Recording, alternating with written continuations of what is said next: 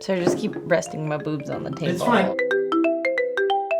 What are you playing right now? I've been playing a lot of Fortnite. I still play Diablo from time to time. I play a lot of digital pinball. I started replaying the BioShock series. I started God of War. I have a really bad habit of not finishing games, so I still haven't finished Breath of the Wild yet. I did everything but go to the castle to beat Ganon because I'm kind of afraid. Is there anything you're looking forward to that's coming out? Fallout 76. But the special thing that they're excited about for this one is that you can play it online.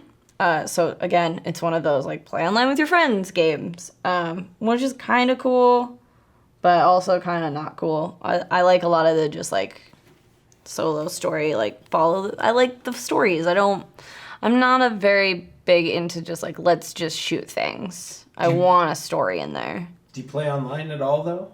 You play things online? Fortnite's really the only thing that I played online. So you haven't had to deal with like a lot of trolling? Not in video games, no. Just online. Just literally everywhere else. So you're on Instagram, you're on Twitter, and a lot of trolling. Yeah.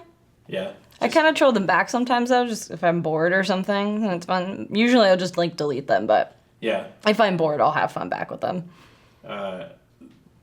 That must suck though. It happens a fair amount. I think I've maybe developed a thick skin, or maybe have just always had one, that I just kind of see it as funny at this point. Very few things really like can get to me. Is it more of the classic, hey, let's fuck, or is it more of the like them trying to go after you for something? Hi, when are you coming to my town? Can we fuck? I'm not planning on going to a faraway country to meet a stranger to have. That's not me. So there's that, and then there's the people that I think the most I get are the people that want to save you, and it's always with you're too pretty and too cool, or insert adjective here, to be doing porn, and that's always just like. What do you say to, like, in I don't get it. and you're thinking, like, what? I actually had I had this conversation with somebody. He came to Exotica in Chicago when I was there. Started off, oh, it's really nice to meet you, I'm a fan, I think you're really pretty. And then he kind of like, he's like, do you mind if I ask you a question? I was like, sure, yeah, what's up? And he asked me, he's like, why? He's like, you're the same thing. Like, you're so pretty, you're so cool. Why are you in porn? Like, you should be doing something else. And I was like, I had to like take a breath and was just kind of like, okay, this is a teaching moment. It's not like, don't get mad at this guy. Like, he genuinely doesn't understand, I think. Maybe to somebody like him, this is like a last resort type of thing. Like you something bad happened to you that you fell into it, and it's not a choice. Like it just doesn't register that this is something that people want to be doing.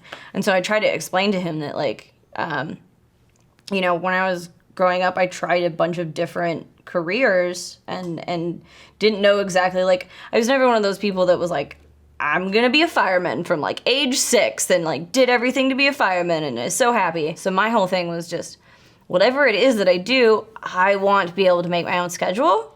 I want to have time off to be able to travel, and I want to have a good time doing it. And I managed to find porn and that fit all my criteria, and it was a good choice for me, and I'm having a great time doing it, and it's a choice and something that I love. And why wouldn't you do something that you love? There's basically a really negative attitude towards sex work, but I think because there's a negative attitude towards sex in the body, what do you think has brought, and aside from cultural differences, because there's people living right near you, I'm sure, that feel the same way. It's usually a cultural or religious thing, I've found. I found that people who don't really have those strong ties one way or the other could fucking care less. The people that do genuinely care it's based in some sort of, way that they grew up or whatever, that's tied to that. And I think that's just, a product of those things. You've been in porn how long? 10 years. 10 years. How did you get into porn? I met a girl on a rooftop party, and she was my friend introduced me, like whatever. And she was like, "Oh yeah, she does porn," and I was like, "Cool, like that's neat," Had you watched a lot of porn before that? Not really, no. I had a friend, like a high school friend, that like dabbled in it after we like graduated from school, and when I was like 18, I did like we had like Model Mayhem back then, and like one of the things that you could do was like nude shoots. I did a bunch of those when I was like 18, 19. So it was never something that was like taboo or weird to me, I guess. Were you always comfortable with nudity and sex? Was your family always kind of comfortable? Like, did you talk as a kid a lot about sex, or? No, I don't really know where it came from. I grew up pretty normal. I like did the, you can see boobs on HBO or whatever, the squiggly things, and sometimes it would come clear and, Squiggly things are called vaginas. I never had a problem with it. I think that's just like a part of who I am. I remember I got in a fight with my mom one time because I walked around the house in a bra and panties, and she was like, "That's inappropriate." She was like, "You can't walk around the house like that in front of your brother and your dad." And I was like, "Why? Like it's the same amount of fabric as a swimsuit." And she's like, "You have to go change, like right now." So I went and I put on a swimsuit, walked around the house that way. I was like, "How is this different? I don't get it." It was like one of the weird fights that we had, but like it was just one of those things that just never was weird to me, I guess. So they were as uptight as any parent. Any normal parent, yeah. About sex. Yeah. So you go to this rooftop party, you meet somebody, and she's like, "Hey, come into porn." Kind of. Looking back now, I realized that she was just trying to get the signing fee from her agency. So what do you mean? As a girl with an agency, if you bring them somebody to sign with the agency, you get a signing bonus. Like they'll give you $500 after that person's like next 3 scenes. So like a finder's fee. Yes, finder's fee. That's what it's called. For your agent to find another porn performer. Yeah. Yeah. I don't know if they still do that, but that was definitely a thing years ago. Does that seem weird, or does that seem? I can't. It's like you're selling another human being. It's a little weird, but also not that weird because it's kind of like I did it one time and I wasn't like forcing anybody. It was just like she just like asked me, like, "Oh, I want to get into it. What should I do?" I was like, "You should sign with an agency." That's what I did. She was like, "Can you hook me up with your agency?" And I was like, "Yes."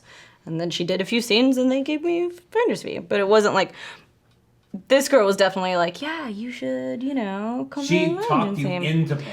I don't say I think she got lucky with me. Okay. I don't. She didn't talk to me, but she was. got lucky with you. No. She's not my type. It was like a pool party, and she was definitely like willing to like sit there and answer all of my questions. So what hooked me was I was in a long-term relationship with a guy at the time, and she was telling me that like I think I asked her, I can't remember exactly, it was a long time ago, but basically I found out that if you're a porn actress or actor, you don't have to do all the things. Like I was like, "Oh, this is a porn person. They're doing gangbangs, they're doing anal, they're doing all the stuff." And she's like, "No, you can just like do solo videos and that's fine." You could just do gangbangs. You could just do gangbangs, yes. If that's your thing, you can pick the thing and just do that thing. So I was like, "Oh, okay. So like I can just have sex with girls and that's fine." She's like, "Yeah." It's like, "Cool, sign me up." I'm going to ask a question. I don't know if it's inappropriate or not. So you don't have to answer if you don't want. But when you were with your agent, did they ever try and pressure you into, or did anybody ever try and pressure you into doing, name something that was on the things you didn't do list. Like. I've never done anal. Okay, so never done anal. Did anybody ever try and pressure you? Because I guess it's notorious that you make more if you do some of those things. Yeah. I think it was a little bit different back then because this was back when like like I only did girl for like a year and a half. So that when I started to do boy girl, my fee was a lot higher because everybody was like, oh, she's doing boy girl now. Yes, we'll pay that exorbitant fee for her. And then that was sort of like a thing that happened, was that like you progress and it's like, okay, well now she's doing anal. We'll pay her $7,000 for her first anal scene kind of thing. And then your first like few, you get more and more and more. So now it's a little bit different where people come in and they're just like doing everything. Just because I think it's gotten a lot more saturated now. But I don't remember agencies ever really like pressuring me at all. They were very cool about, my decisions. So, all in all, good porn experiences. Mm-hmm. I've had pretty good porn experiences so far. I think the only like horror stories I have are like long days on set or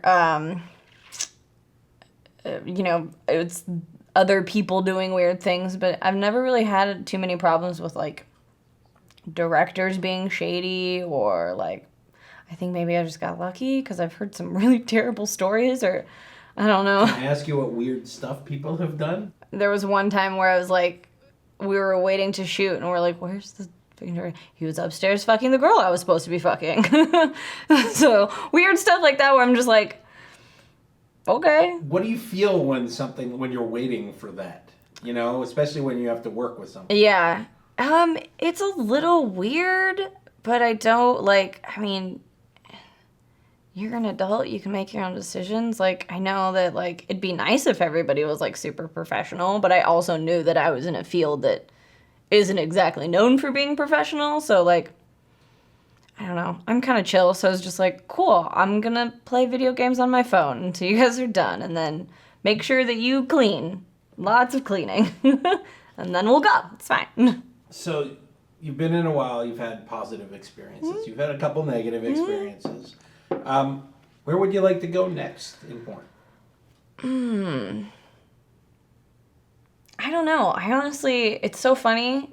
The years went by real fast. And I remember in early days when people would do like interviews like this, and I'd be like, where do you see yourself in like 10 years? Or what are you going to do after porn? And my brain was just kind of like, I don't know. I'll see when I get there. And now that I'm kind of here, I'm like, I still don't know. I remember kind of everybody being like, oh, are you just gonna like stay in porn? Are you gonna write and direct? And I was like, I don't know. It's not something I ever really like thought I would be doing. But now that I've been doing it, I love it. So that's been kind of fun. And I hope I get to keep doing that and just making fun stuff. Well, thank you for talking to me. You're welcome. Thanks for wanting to talk to me. You're welcome. Hope it didn't suck.